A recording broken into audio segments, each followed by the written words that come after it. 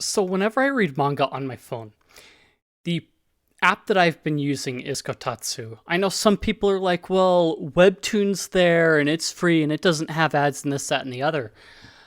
But Kotatsu is much more functional and it comes from more sources. I've used, Webtoons from, who is it, whatever. You know the people. I've used that before, and I mean, yeah, it's kind of nice, but at the same time, Kotatsu is free, and it doesn't require me to have an account to read it. And again, like I said, it sources from multiple different places. So it is primarily an Android app, but on their main page, they do have Kotatsu DL, which lets you download manga to your computer and save it as CBZs for reading in any other comic book reader or any other ebook reader that you happen to have, which most ebook readers will support CBZ pretty easily. And they've got their own parser library if you want to make an application that can read the manga from the same sources and places like that. But Kotatsu DL lets you do that and open it in, say, like Zathura to read it if you have the CBZ plugin for Zathura installed. But primarily the focus of this video is the Android app, which I have to change views in order to look at. So as I mentioned, Kotatsu's basically been the primary app that I've used for reading manga, and this is basically anywhere that I go on the go because it's on the phone for obvious reasons. So some of the things that it does really well is keep track of your progress in different manga. So you can see, like, Sakamoto Days, I'm basically all caught up. It shows you kind of like that nice circle. It has had changes since I started using it. So, and it does have support for like lists in reading later. So I could go into the feed here. It'll show me updates for different ones that I have read previously or are on my list, one of the two. I can look for new manga, and it has all of my enabled sources in there. And then I have the options here, which shows you how much you have used in incognito mode so that it doesn't keep track of your history, because you don't want it to keep track of your history, your downloads. So it does allow you to download manga to your phone so that you can read it while offline, which is a really cool feature in and of itself. Then you've got the settings here. This is kind of where you'll decide a lot of that stuff. When they update with new sources, it does show a pop-up and allow you to choose which ones you want to enable. But first thing is your appearance. You can tell it to theme it differently in different ways and so on. Turn on AMOLED mode, and then grid size and so on. Then you've got content. So this is kind of where you decide, what sources do I want to source from? You can see all the primary sources that I have here, mostly English. I believe, did I not? Thought I had some. Okay, there's a German one.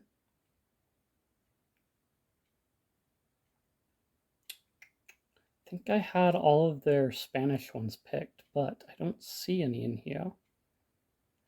So you can browse the available sources by language. So let's look at that one. So it does have the sources that you would use for when you want to use incognito mode, obviously. So if you're one of those incognito users, they have the sources that, yeah, they've got sources for you. And then, yeah. So, and what is it? If you're they've got a few Indonesian sources, just a few, more than some of the others. But yeah, that's kind of how you pick your different sources. And then suggestions, whether you want to turn that on or not. So you can choose your different settings. Yeah. And how you want to distribute things. So content preloading, I mean, that can be good if you are, so I could turn it on only on Wi-Fi. So it will preload forward so that I don't have to sit there and wait for it. Let's see. Decide your folder, download slowdown, blah, blah, blah. So yeah. And then I believe, yeah, you can back stuff up, but haven't really gone through much of it because I've primarily been reading. So if you don't want to turn on incognito, they've got a setting just for you. And then your why can sign into different things. Let's see, clear all of your stuff and cache and whatnot. So you can see that I've got not that much to clear out. And you can set your default mode. So you've got the webtoon option, which you're just scrolling, or you can do the paging option. So you could right to left or standard. Then let's see. Zoom page animation. So you could turn on page animation for when you're flipping pages, but yeah. And then you can always turn on the ergonomic reader. So it's like a Kindle. They've got a lot of those same Kindle features. And then finally, checking for new chapters. You can update that and tell it when to do what, or what things to update, check for updates on. So it'll generally look for your favorites. So if you add anything to your favorites, it'll add it there. So let's go to find a new one.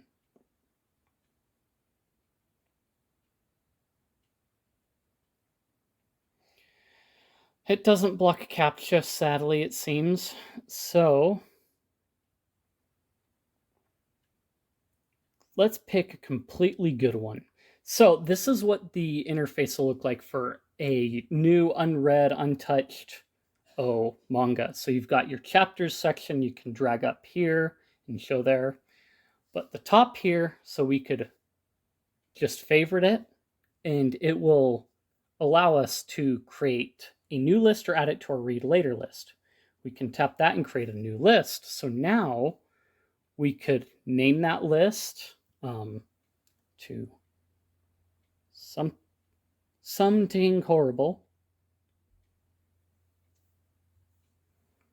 And then we can save it, and it will create that list, and we can set it to automatically update the check for updates. It does show us our source, a description, and so on. So then in our menu over here, you've got save, open in browser, and so on. Or create a shortcut. So we can create a shortcut to it on our home screen. So let's actually go back to, not there, go back to our shelf. So we will look at Sakamoto Days. So again, it shows us on the status of it as well, how many chapters and where it's sourced from. So you can see I've already got it favorited, the number of chapters that there are, and we can reverse the chapters as well. Okay, so that's basically most of it. So the cool thing it has is it keeps track of where you're at, like mid-chapter and what all. So when we hit continue, it brings up where we left off. And so it's got information up here telling you what chapter you're on the page and your progress through it along with the time. So if I can get it too. So then we've got the scroll bar down here, and then our chapters panel selection here. Then finally, our different settings. So we could go right to left, or turn on automatic scroll, color correction, and other settings. So we can read it just like in a book. So yeah, that's Kotatsu, kind of its primary function, of course, reading manga. It's really good at it. I really have nothing to complain about. Let's change that back to the way we had it. And yeah, it's got a lot of cool options and a cool library that lets you do stuff with it. If you enjoyed the video, then like, comment, subscribe, feed the algorithm, boost the video up, share this video with your friends. If you found it informative or you just want to chat, I've got plenty of places in the description, Discord, Guilded, and what have you. Check those out, and I will see you guys in the next one.